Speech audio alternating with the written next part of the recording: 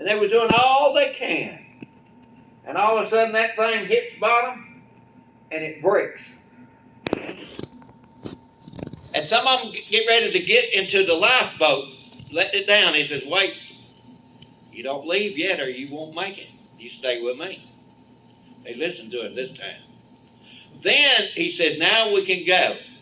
If you can swim, you swim ashore. If you can't, I like it. It is scriptural to have a board. So you get on a board and float ashore. So here they go. And where they end up, now understand, here's a man that's a prisoner. He tells them, let's don't go. But yet they don't listen. But yet in this storm, everything works for good. What happened?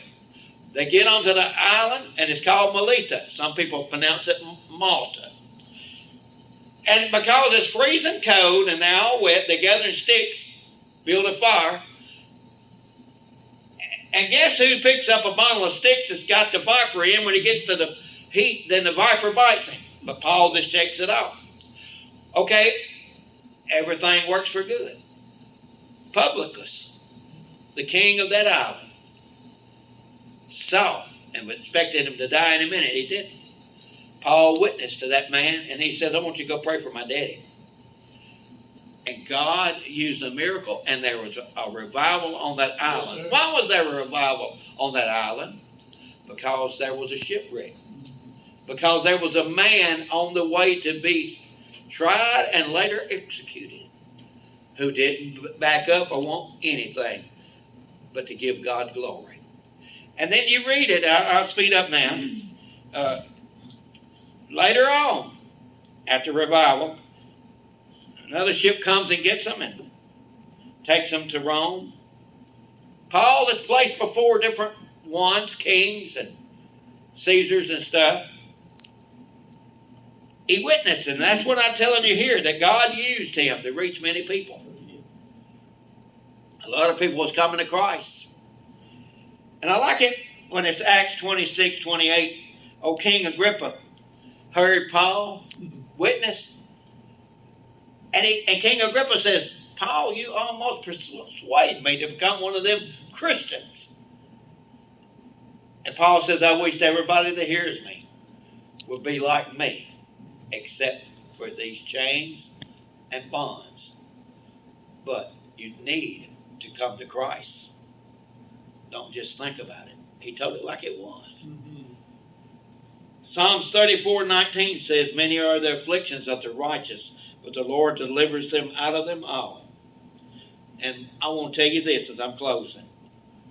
We all learn more in afflictions than good times. Mm-hmm. The closest I've ever been to God is in the hardest times of my life. Mm-hmm. It didn't matter if it was raining and it wasn't nothing but mud, I still could get on my knees and not care if my pants got muddy. You hear me? God's in control. I'm going to close with this story.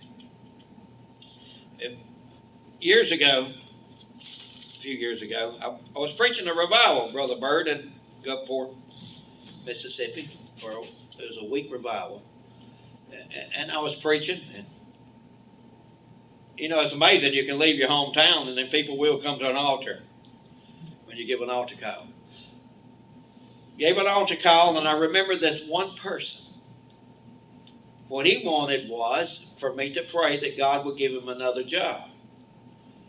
And so what I did, I said, why do you want another job? I just didn't want to just say, oh, God, give him another job.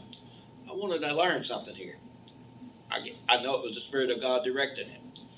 I said, why do you want another job? And it happened yesterday. I remember it's so clear. He says, because I am, you listen to this, the only Christian on this job. You know what I told him? I said, that's where you need to be. And Paul wanted to go where the gospel was not preached to the people who were lost. And sometimes even a bad job can reach people. Yes, sir. So don't complain. I love you. God's good. And Just let God be in control. Amen. Now, what works for good? All things. Though we don't understand them, it works for good. Brother Bert, dismiss us, if you will.